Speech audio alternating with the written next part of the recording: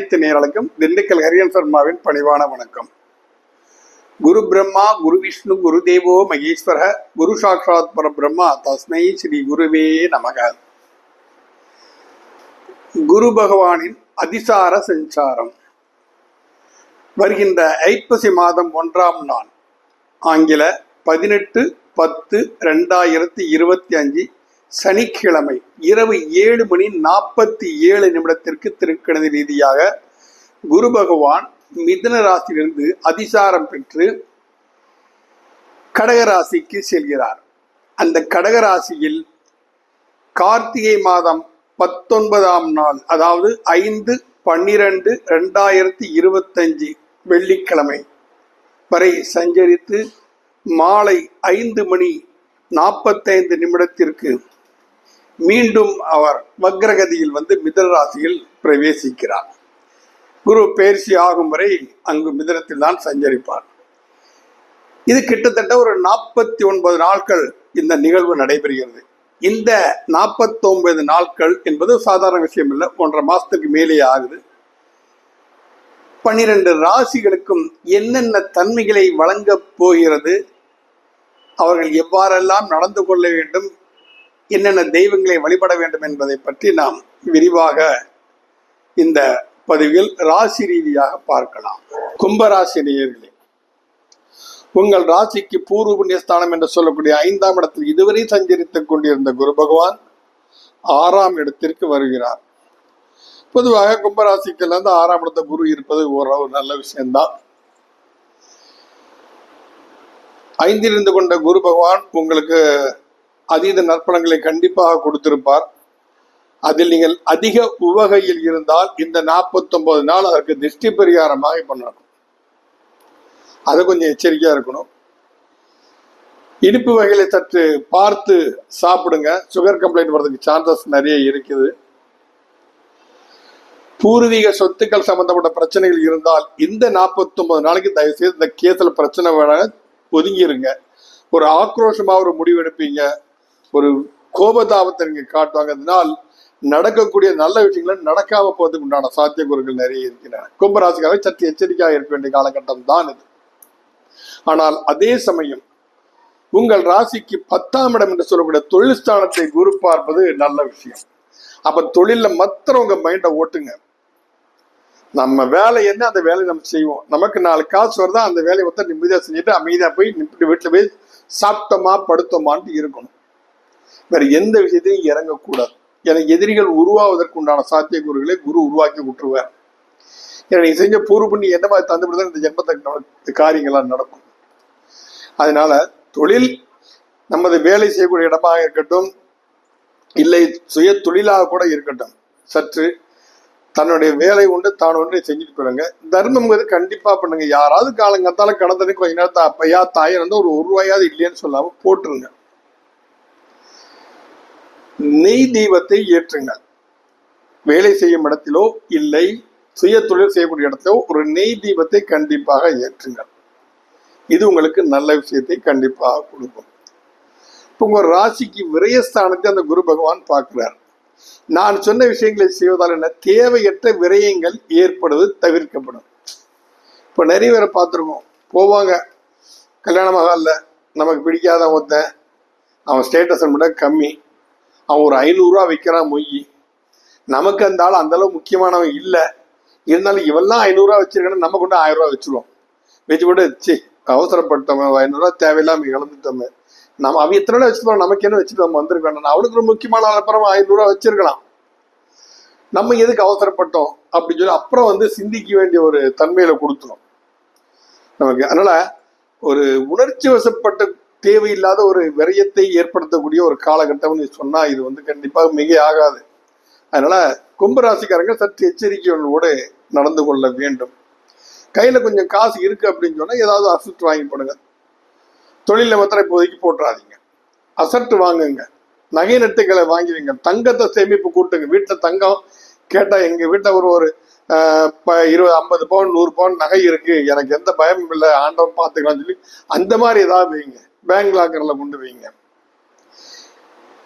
இல்ல பணம் காசு இருக்கு, இந்த பணத்தை நான் வெளியில சொல்ல முடியாது, வெளியில செய்ய முடியாது, மிக மிக மிக மிக நம்பிக்கையான உங்கள் ஜென்ம நட்சத்திரத்திற்கு தாராபலன் உள்ள மதிப்பு சேமத்தாரை இருக்கு, சாதகத்தாரை இருக்கு. அந்த மாதிரி தாராபலன் நட்சத்திரம் உடையவர்கள்ட்ட நீங்க அதை ஒப்படைக்கும். குடும்பத்தை யாராவது கண்டிப்பா இருப்பாங்க. மனைவியா இருக்கலாம், மகனாக இருக்கலாம், மகளாக இருக்கலாம், தந்தையா இருக்கலாம், தாயாக இருக்கலாம், உடன் பிறந்த சகோதரியாக இருக்கலாம், சகோதரனாக இருக்கலாம், யார் வேணாலுமே இருக்கலாம். அந்த மாதிரி ஆள்கிட்ட வந்து குடிச்சேங்கப்பா, இந்த ஒரு 45 நாள் இந்த பணத்துல கொஞ்சம் பத்திரமா பாத்துக்கப்ப நான் வாங்கிக்கிறேன் சொல்லு. இல்லாட ஏமாறக்கூடிய சந்தர்ப்பங்களை ஏற்படுத்தி கொடுத்துடும். அது கொஞ்சம் எச்சரிக்கை உணர்வோடு இந்த கும்பராசிக்காரர்கள் கண்டிப்பாக இருக்க வேண்டும். அது மட்டுமல்லாம உங்க ஸ்தானத்திற்கு 2ஆம் இடமான கும்பராசிக்கு 2ஆம் இடமான தனஸ்தானத்தை இந்த குரு பார்ப்பது சற்று தன வரவு இருக்கத்தான் செய்யும், இல்லாமல் எல்லாம் இருக்காது.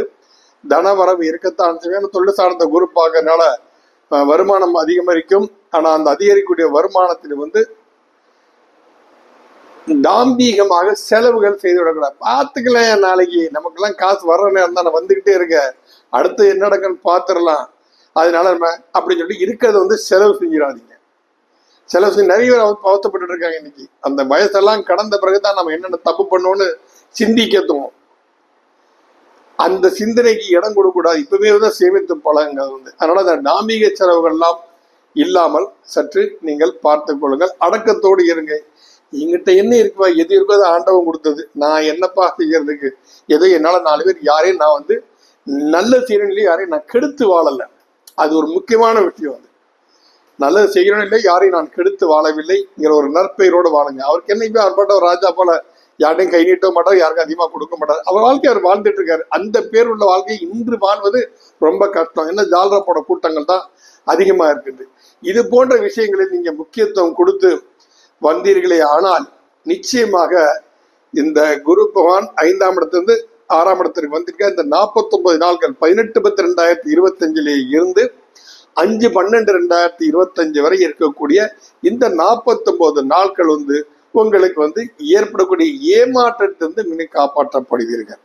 இது ஒரு அற்புதமான விஷயம்தான். ஆலங்குடி ஆலயத்துக்கு சென்று தட்சிணாமூர்த்தி வழிபாடு பண்ணுங்கள். நவகிரகத்துல குருவிற்கு வழிபாடு பண்ணுங்கள். நவகிரகங்களோட குருக்கு வியாழக்கிழமை வந்து மஞ்சள் வஸ்திரம் வாங்கி கொடுங்க, கொண்டக்கடலை மாலையை போட்டு விடுங்க, சுண்டல் செய்ய சொல்லி அந்த சுண்டலை வந்து வியாழக்கிழமை சாயந்தரத்து நேரத்துல அந்திசார நேரத்துல ஒரு தொன்னை, ஒரு தண்ணி பாட்டில் சின்னதா 200 ml 300 ml அது உங்க கையால விநியோகம் பண்ணுங்க வியாழக்கிழமை. இது நல்லா இருக்கு. இது 49 நாள் இருக்கனால ஒரு தடவை செஞ்சா போறோம். அடிக்கடி செய்யணும், பாதிப்பு வரும் போல தெரிஞ்சுன்னா அவங்க வந்து செஞ்சா போறோம். கும்பராசிக்காரர்கள் இதை கண்டிப்பாக செய்யுங்க. குரு பிரம்மா, குரு விஷ்ணு, குரு தெய்வ மகேஸ்வர, குரு சாட்சாத் பரபிரம்மா, தஸ்மை ஸ்ரீ குருவே நம்ம மந்திரம் தெரிஞ்சவங்க மந்திரம் சொல்லுங்க. தொழில் கற்றுக் கொடுத்த குருமாருக்கு நன்றி கடனை செலுத்த தவறாதீர்கள். அதுவும் வியாழக்கிழமையாண்டு இது போன்ற விஷயங்களை செய்தீர்களானால் கும்பராசியும் ஏற்படக்கூடிய தீய பலன்களிலிருந்து நிவாரணமாகி நற்பலன்கள் அதிகம் நடக்க இறைவனை நானும் பிரார்த்திக்கிறேன். நன்றி, வணக்கம். மீன ராசி நேயர்களே, உங்கள் ராசியாதிபதி அர்த்தாஷ்டம குருவாக இதனால் வரை சஞ்சரித்துக் கொண்டு இருந்துவிட்டு இப்பொழுது அதிசாரமாக 49 நாட்கள் பஞ்சமஸ்தானம் என்று சொல்லக்கூடிய பூர்வ புண்ணிய ஸ்தானத்திற்கு செல்கிறார். இது மிகவும் ஒரு அற்புதமான விஷயம் என்ன சொல்லணும். ஏன்னா அங்கிருந்து உங்க ராசியை அவர் பார்ப்பார். உங்கள் ராசியாதிபதியை 5ஆம் இடத்திலிருந்து கொண்டு உங்கள் ராசியை பார்ப்பது வந்து முக்கியமான ரொம்ப மகத்துவமான விஷயம். ஒரு ராசியை மட்டுமா பார்க்கிறாரு, உங்கள் ராசிக்கு 9ஆம் இடம் என்று சொல்லக்கூடிய பாக்கியஸ்தானத்தையும் அவர் பார்க்கிறார். அப்ப பாக்கியஸ்தானத்தை குரு பார்க்கக்கூடிய ஒரு சூழ்நிலை என்று சொல்ல போனால் நிச்சயமாக உங்களுக்கு பூர்வீக சொத்துக்கள் சம்பந்தப்பட்ட விஷயங்கள் எதுவாக இருந்தாலும் நிச்சயமாக அது உங்களுக்கு வெற்றியை கண்டிப்பாக தரும். பெரியவர்களை மதித்து பழகுங்கள், தந்தையை வணங்கி பழகுங்கள்.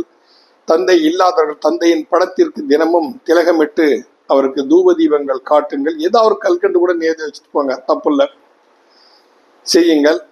இது நிச்சயமாக உங்களுக்கு உங்களை நல்வழிப்படுத்தும். முன்னோர்கள் ஆசீர்வாதத்தை பரிபூர்ணமாக பெறக்கூடிய ஒரு காலகட்டம் மீனராசிக்கு இந்த 49 நாட்கள். இதுவரை அர்த்தாஷ்டம குருவாக இருந்து ஏதாவது பொருள் இழப்புகள், பண இழப்புகள் ஏற்பட்டிருந்தால் அது இந்த காலகட்டங்களில் 40 நாள் நிவர்த்தியாகும். இனி நீங்கள் எச்சரிக்கையாக இருங்கள். யார் நல்லவர், யார் கெட்டவர், யாரிடம் இவ்வாறு நாம் நடந்து கொள்ள வேண்டும், யாருக்கு நாம் உதவி செய்ய வேண்டும், யாருக்கு நாம் உதவி செய்வது ஐயா சாமி நான் ஆளை விட்டுருங்கன்னு சொல்லக்கூடிய ஒரு தன்மையெல்லாம் இருக்கு. அந்த மாதிரிலாம் சிலையோட நடந்துக்கணும். ரொம்ப நல்லவங்களா இருப்பாங்க, நம்ம தான் கொஞ்சம் எச்சரிக்கையாக இருக்கோம். இது ஒரு நல்ல விஷயம், பாக்கியஸ்தானத்தை குரு பார்ப்பது. அதே சமயத்துல வீட்டுல பெரியவங்க யார் இருக்காங்க, இங்கேப்பா தீர்த்த யாத்திரை போகணும்னு ஆசையா இருக்குப்பா, ரொம்ப வருஷமா சொல்லிட்டு இருக்கேன், காசிக்கு போகணும்னு நினைக்கிறேன்ப்பா, ஏதாவது கொஞ்சம் வழிபடு மகனே அப்படின்னு சொல்லி கேட்பது, கவலைப்படாதீங்கப்பா, உங்களுக்கு இந்த காசி யாத்திரைக்கு போது எல்லா வேலையும் நான் பார்த்துறேன், இன்னும் ஒரு 10 நாளுக்கு நீங்க கிளம்புற மாதிரி நீங்க ரெடி ஆயிக்கங்க அப்படின்னு சொல்லிட்டு அவங்கள ஒரு தீர்த்த யாத்திரைக்கு அனுப்புவதற்குண்டான வேலையை பாருங்கள். இது கண்டிப்பா அவங்களுக்கு மிகுந்த மேன்மையை கண்டிப்பாக கொடுக்கும்.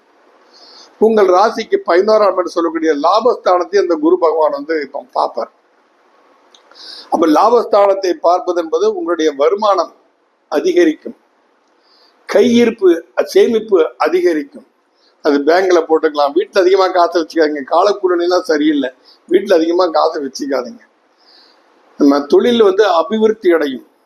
வெளிநாடு வட்டாரங்கள், போக்குவரத்து சம்பந்தப்பட்ட விஷயங்கள், தொழில் ரீதியான விஷயங்கள், ஒரு ஏஜென்சி பிடிக்கிறோம், ஒரு பொருள் எக்ஸ்போர்ட் பண்ணுறோம், நம்ம அனுப்புறோம், இந்த மாதிரி விஷயங்கள்லாம் உங்களுக்கு கண்டிப்பாக நிச்சயமாக நல்லது நடக்கும். தைரியமா நீங்க இறங்கலாம். மீனராசிக்காரங்கள் இந்த பீரியட்ல வெளிநாடு சம்பந்தப்பட்ட அனைத்து விஷயங்களையும் தைரியமா செய்யலாம். அது நீங்க குழந்தைகள் மேற்கல்வியாக இருக்கட்டும், இல்லை வேலை வாய்ப்பு சம்பந்தமாக இருக்கட்டும், எதுவாக இருந்தாலும் மீனராசிக்கு ஒரு அற்புதமான ஒரு காலகட்டம் என்றுதான் சொல்ல வேண்டும். தனுசுக்கு கூட பிரச்சனையான காலகட்டம், ஆனா மீனராசிக்கு இது ஒரு அற்புதமான ஒரு காலகட்டம் என்றுதான் நாம் இங்கு சொல்ல வேண்டும். அப்புறம் உங்க ராசியை அந்த குரு பகவான் பார்ப்பது உடல் ஆரோக்கியம் மேன்மையுறும். உடல் ஆரோக்கியம் மேன்மையுறும், சிந்திக்கும் சக்தி அதிகமாகும், யோசித்து செய்யக்கூடிய தன்மைகள் பெருகி ஒரு உற்சாகத்துடன் செயல்படுவீர்கள். குழந்தை பாக்கியம் இல்லாதவர்களுக்கு கண்டிப்பாக இந்த 49 நாள் குலதெய்வத்தை வழிபட்டு நீங்கள் கணவன் மனைவி இணைந்து இருந்தீர்களே ஆனால் நிச்சயமாக உங்களுக்கு இந்த 49 நாட்கள வீட்டுக்கு வாரிசு வரப்போதுப்பா, கன்சீவ் பாசிட்டிவ் டாக்டர் சொல்லிட்டாரு, ஒரு மகிழ்ச்சிகரமான ஒரு தன்மை உங்களுக்கு கண்டிப்பாக உருவாகும். குழந்தைகளை போற்றி பழகுங்கள். அடுத்த குழந்தைகளை கொஞ்சம் அவங்ககிட்டயும் கொஞ்சங்க, அக்கம் பக்க குழந்தைகள், ஏழை குழந்தைகள், வசதி வாய்ப்பு இல்லாதவர்களுக்கெல்லாம் உதவி பண்ணுங்க. நீங்க உதவி பண்ணீங்கன்னா இந்த வாழ்க்கையை உங்களுக்கு நிச்சயமாக மீனராசிக்கு இந்த 49 நாள் ஒரு பொற்காலம்னே சொல்லலாம். மீனராசிக்கு போல ஒரு பொற்காலம் இந்த 49 நாள் வேற எந்த ராசிக்கும் இல்லை. அடுத்து கொஞ்சம் மேச ராசிக்கும் ஓரளவு நல்ல காலங்கள் தான். அப்போ இந்த அற்புதமான பலன்களை இந்த 49 நாளுக்கு நீங்க பயன்படுத்தி உங்கள் செயல்பாடுகளின் நேர்மை, நியாயம், ஒழுக்கம் தவறாமை இவை கண்டிப்பாக இருக்க வேண்டும். பெரியோர்களை மதித்து பழகுங்கள். ஏன்னா பாக்கிய சார்ந்த குரு பார்க்குறப்ப பாக்கிய உன்னதி பெறணும் அப்படின்னு சொன்னா முன்னோர்கள் வழிபாடு கண்டிப்பாக வேணும். திதி சிரார்த்தம் செய்யறவங்க கண்டிப்பா சிரார்த்தம் பண்ணுங்க. தர்ப்பணம் கொடுக்குறவங்க மாசத்துக்கு தர்ப்பணம் கொடுக்குற மாசம் தர்ப்பணம் பண்ணுங்க. இன்னும் 2 அமாவாசை வரும். ஒன்று தீபாவளி அன்னைக்கு அமாவாசை வரும், அடுத்த நவம்பர் மாசம் ஒரு அமாவாசை வரும், 2 அமாவாசை. தர்ப்பணம் பண்றது தர்ப்பணம் பண்ணுங்க. என்ன கொஞ்சம் எள்ளு தண்ணி விட போறோம், என்ன அப்பா பேரு, அப்பா வகையில ஒரு பேரு 6 பேரு, அம்மா வகையில ஒரு 6 பேர் சொல்ல போறோம், அப்பா இல்லாதவங்களுக்கு. இதுதானே பண்ண போறோம். இதுல என்ன நமக்கு யோசனை செய்வதற்கு தடை என்ன? அதற்காக நேரம் பட்டுங்கள். முன்னோர்கள் வழிபாட்டுக்கு முக்கியத்துவம் கொடுங்கள். ஆலயம் செல்லுங்கள், கண்டிப்பாக நற்பணம் நடக்கும். நவகிரக குருவுக்கு நீங்கள் வியாழக்கிழமை தோறும் மஞ்சள் வஸ்திரம் சாத்தி வழிபாடு பண்ணுங்கள். எல்லா கிரகங்களையும் வேணும் நமக்கு, எல்லா கிரகங்களையும் நம்ம வழிபாடு பண்ணத்தான் செய்யணும். சில பேருக்கு குரு தசை நடந்துகிட்டு இருக்கும், அந்த குரு தசை பாதிப்பை கொடுத்து கொண்டிருக்கும். துலா லக்னத்துக்கெல்லாம் குரு தசை பாதிப்பை கொடுக்கும்னு சொல்றோம் ஜோதியத்தை.